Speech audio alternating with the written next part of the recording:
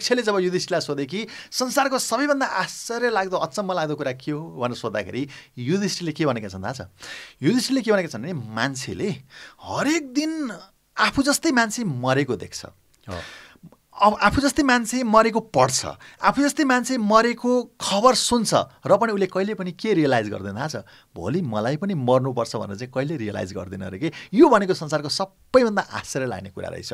अनि मान्छे हामी पनि जस्तो भनौँ न, मान्छेलाई क्यान्सर लाग्यो अरे, किडनी फेल भयो अरे, रोग लाग्यो अरे या उ भयो सुन्छौँ नि हामी, तर हामीले कहिले पनि के सोच्दैनौँ भने भोलि मलाई पनि क्यान्सर हुनसक्छ, भोलि मेरो किडनी फेल होला, भोलि मेरो स्त्रीलाई के होला, ब्रेस्ट क्यान्सर होला, पाठेघरको मुखको क्यान्सर होला, अथवा भोलि म आफै मरौँला, अथवा भोलि मर्ने कुरा त छोडिदिउँ, म दुर्घटनामा परेर म व्हिलचेयर भएँ भने मेरो परिवार कसरी चल्ला भनेर चाहिँ मान्छेले सोच्दो रहेछ कि यो भनेको चाहिँ संसारको सबैभन्दा आश्चर्यजनक कुरा रहेछ कि।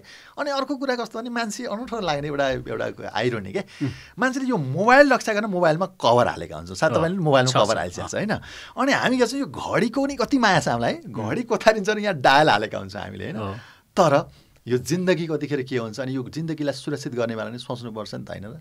तर त्यो बारेमा चाहिँ मान्छेले सोचेको छैन भनेपछि यसको किन सोचेको छैन भने यसको राम्रोसँग असल नियत भएको मान्छेले राम्रो तरिकाले यसको एजुकेसन फैलाएको छैन कि सर, त्यही भएर वास्तविक कुरा दिएको छैन। एक्ज्याक्टली हो। अनि मलाई आफै रियलाइज भयो कि म आजसम्म झन्डै 5 वर्षदेखि मैले अनलाइनबाट सिकाएको छु, म मान्छेलाई बोल्न सिकाउँछु कि, म मान्छेलाई भिडियो एडिटिङ गर्न सिकाउँछु, मान्छेलाई म सेयर मार्केट सिकाउँछु।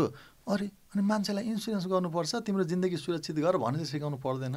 पर्छ नि त, खै सिकाएको हो? जब मलाई यो रियलाइज भयो नि सर, त्यसपछि चाहिँ म एउटा मिसनमा छु। मिसन के हो भने नेपालैभरि अहिले इन्सुरेन्स एजुकेसन फैलाउनु जरुरी छ। अनि फेरि किन फैलाउनु त भनेको कुरामा हेरौँ न, विकसित मुलुक हेरौँ न, जापानमा झन्डै 99% मान्छेको इन्सुरेन्स रहेछ, अमेरिका पनि लगभग त्यही रहेछ डाटा। अनि विकसित मुलुकमा इन्सुरेन्स गर्दो रहेछ नि त, त्यो पनि सरकारले नै लगभग झन्डै अनिवार्य गरेको हुँदो रहेछ।